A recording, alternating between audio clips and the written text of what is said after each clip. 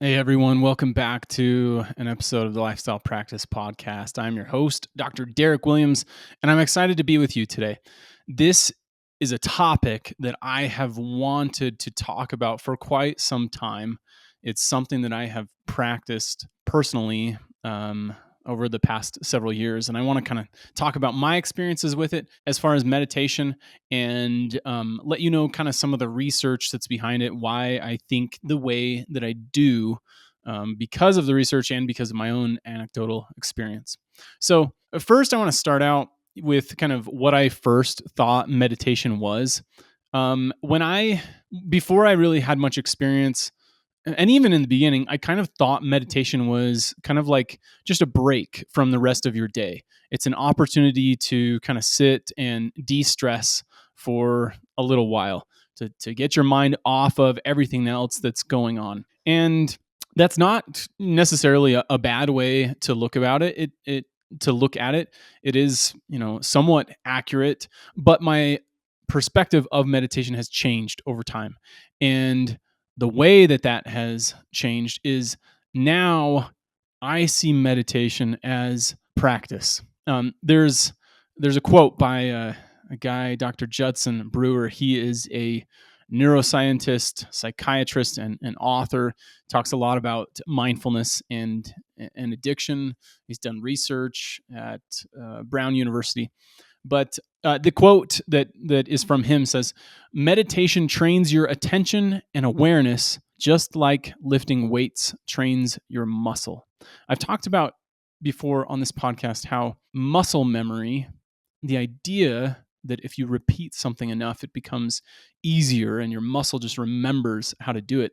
Muscle memory is not something that the muscle actually remembers. It's a neural pathway. It's something that you're actually going through multiple times, and that neural pathway gets stronger and stronger over time. It's no different for our mind. In fact, it's perhaps even stronger because the mind is completely neural pathways. There isn't anything physical related to that. I'm sure you could argue against that in some ways, but the way that we think, the way that we process, the way that we look at the world is all neural pathways, and they can be reinforced, they can be changed, but the process for that is the same as anything else. So now this is how I see meditation. I see these sessions that I spend each day as just opportunities. I remember in the beginning hearing people talk about this. I've mentioned before on Netflix, there is a series called The Mind Explained, and there's a 20-minute episode on mindfulness. And I've watched it many times and recommend that you do as well. But in there, one of the gurus is basically saying that meditation is the same as going to the gym. And when I first heard that, I kind of thought, okay, yeah, sure, I guess you could compare it to that, but I'm not sure that it like really feels the same.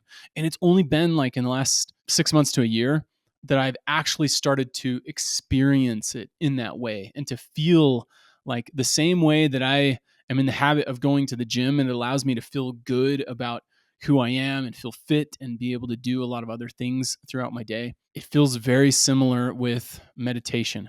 When I take that time and I kind of practice that, it allows that growth to play into the rest of my day and help me to know how to approach things that I'm exposed to or that I come up against.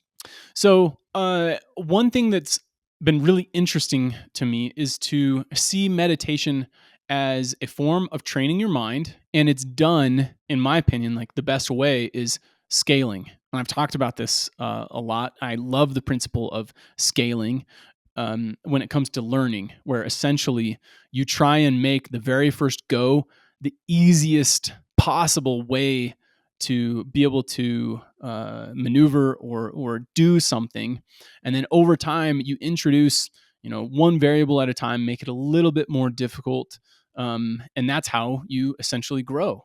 You think of that with a bicycle that you start off tricycle where you don't have to balance at all. It's just all about just only learning to move your feet. And even that in and of itself is challenging enough for kids to figure out, oh, how do I do this? Which foot is supposed to push and how does it come back? How does the other pedal come back? And how do I keep this going? So it takes time. It's really frustrating to learn. Eventually, you get that down, you introduce one more variable, and that's how you grow. It's the same with meditation. Essentially, all forms of meditation, you're going to start out in a very controlled environment. You're going to be sitting somewhere. You're not going to have to be like balancing or running or doing something like that. You're going to start out in a sitting position, maybe even laying down, and you're going to have your eyes closed. And ideally, it's also in a very quiet environment. So we're making it as easy as possible to start out. And eventually, you go through some of those practices, and then when you feel like you're making improvement, and we can introduce some other variables. Maybe you meditate with your eyes open. Maybe after that, you go somewhere that's a little bit more noisy, has other things going on. Maybe you can have a meditation session in public or while you're walking. And then eventually, any time through your day, you can kind of introduce a meditation session in and of itself wherever you're at. So again, it's this process of scaling. And I think if you can look at it that way, it's going to help you in the long run as far as your vision and how you're able to apply that. So a few different ways that I've practiced this. You can just look up on YouTube. There's a lot of different guided meditations that you can just look up and try. I think those are good examples. I've used the Headspace app. I've also used Waking Up, and Waking Up is by far my favorite. It feels like it's set up in that environment where it is scaling. You start out and you kind of understand the skills. It's a good mix between kind of understanding what meditation is, what it's helping you do, and practice. So I highly recommend Waking Up. Some experiences that I've had. These are just as maybe kind of a side note. There's times that I've had really fun experiences where I feel almost like my body is floating. I feel like almost tingly in some ways at times. I feel sometimes like time is no longer a dimension. So, it feels weird to kind of say this out loud in a public podcast like this, but those are some of some of the experiences that I've had, and it's really, really interesting. It's really fun. I read a book that's called On Having No Head, and it's basically just this author that talks about the idea that the way that we experience life, we don't have a head. We just look out. We can only see what's around us. We never are able to see our head. And so, as far as we're concerned, we don't have a head. And so it's just a different way. It helps you look at things in a different way. You can change your perspective in certain environments. And sometimes when I'm able to feel those feelings or to think of that in that type of setting, it feels almost just like another dimension of experience. It's strange to explain, but it's a really fun thing to go through. And for whatever reason, when you can kind of experience that, it lets you see other parts of life in just a greater context. So again, been very enjoyable for me. Some experiences that I've also had is sometimes over time I'll feel like, okay, I'm making progress. I'm understanding how to do this. And I'll go into a meditation session like almost expecting to have that feeling or to be able to think, okay, I'm going to have such a good session today and I'm going to feel XYZ or something like this. I'm getting better, and I know there is this idea that I've talked about called Shoshin in Zen Buddhism, and it basically just means the beginner's mind, right? So there's a quote from Suzuki. He's a Zen master that wrote a book on this idea of Shoshin, the beginner's mind, and he says, in the beginner's mind, there are endless opportunities. In the expert's mind, there are few. And to me, that kind of plays into this experience with meditation, where if I feel like I'm starting to become an expert, I only see a few options. Like I'm going into something thinking exactly what I'm going to get out of it. And I've learned to try and show up to situations, imagining it as if it's the very first time, thinking, okay, I have no idea what today is going to be like. I'm just going to be present, and I'm just going to open myself up to whatever comes, and embrace it when it's here. And that's been a really fun way to experience a meditation. And that helps me in an approach to all aspects of life. I love showing up to people around me, whether it's a work or client or family, different experiences where I can ask questions and not feel like I know what's going on and I know what they should do. It just allows me to learn and get so much more out of life. And I love living in that headspace. Another thing that has been interesting for me is to experience the peace that comes from meditation. And I think this has been really cool because when I put myself in a very simple environment, like I'm meditating, and it opens me up to peace, and I feel more of it over time. Like I said, as I introduce more variables, opening my eyes, being around other people, hearing more noises, I'm learning to stay in that peaceful state when there are other interruptions or distractions that are in place. And there's actually studies. There's plenty of studies that have shown this. There was a study at Columbia University that basically showed that those that meditate have an increased ability to focus and concentrate. They're less likely to get distracted by other things that are around them. And I think all of us can probably resonate. Times that we've felt inundated with so many different things around us, whether it's in practice ownership, being bombarded by staff and patients and marketing people, and things going on at home and sports or whatever. There's so many different things, but meditation teaches you to just focus on what's the task at hand immediately in front of you. So that's been a lot of fun for me. One thing that I think is really, really cool is that there have also been studies. There was a study at Harvard where researchers at Massachusetts General Hospital reported that participation in an 8-week mindfulness meditation program made measurable differences in gray matter density. So, and gray matter can coordinate or be associated with memory, sense of self, empathy, ability to be calm and control stress. So it's amazing to me that not only does this have a psychological benefit, but it's actually physiological. It's anatomical. We can look at the actual changes that are taking place in our brain.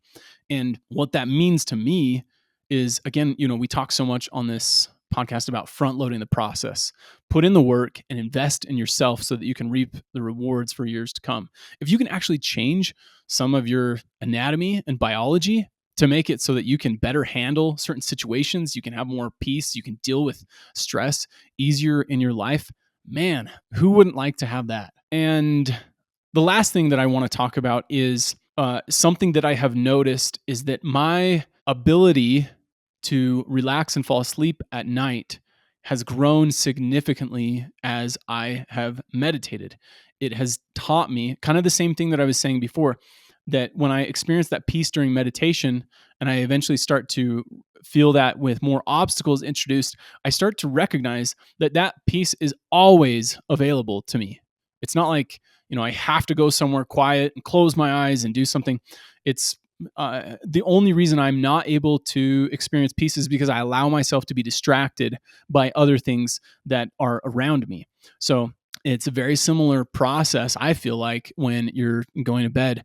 If there are things that you find yourself distracted by, or your mind is running fast through a lot of different things, if I can recognize that, then I can actually go through the same process of meditating. I can learn to focus on my breath. I can have a mantra or something that I will repeat and think about.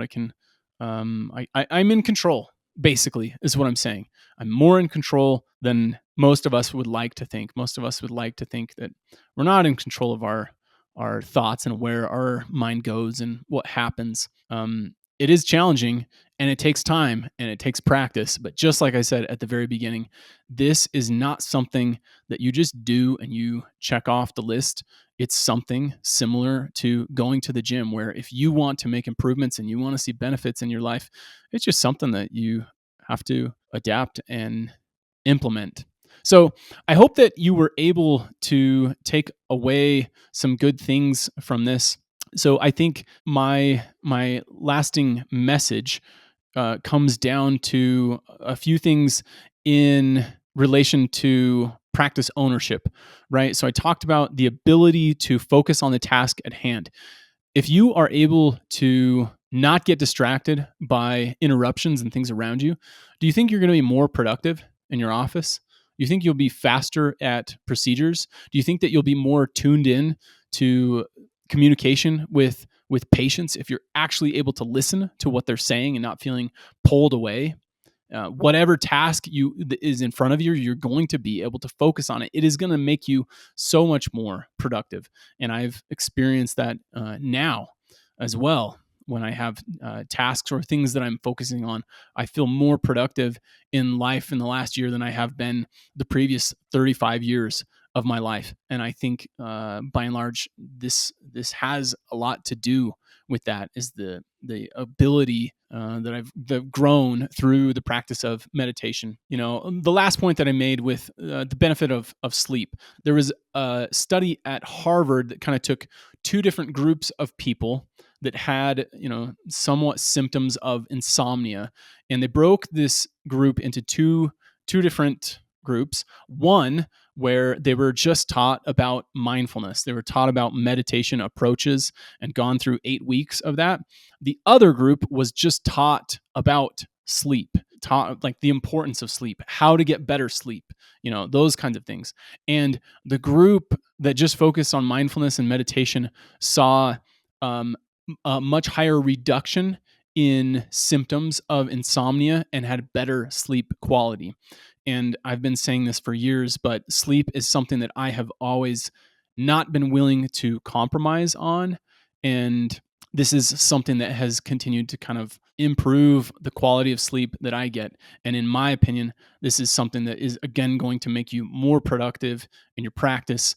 It's going to make you much better able to think clearly, to make decisions more quickly, and to be very efficient with your time. So I would love to hear from any of you that have experiences with meditation. What has helped you to grow? As you've listened to me, do you have any advice for me on how I can continue to grow? Thank you for listening. Like I said at the beginning, this is something that I've wanted to talk about for some time. It may seem like something that's kind of in left field when it comes to practice ownership. But again, there's a lot of these things over the years as we continue to grow. It's 1% here, 1% here. I think of Atomic Habits. That's the pattern for growth. There are definitely opportunities at times where you can grow by 10 or 20%. Making and taking certain actions, but the long-term path for growth is consistency day to day. So take care, everyone. Keep crushing it.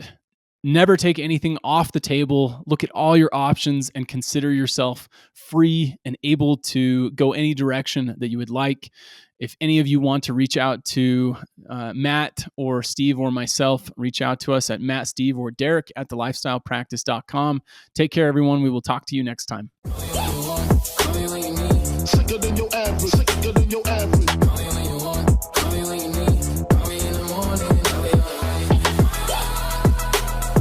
Sicker than your average, sicker than your average.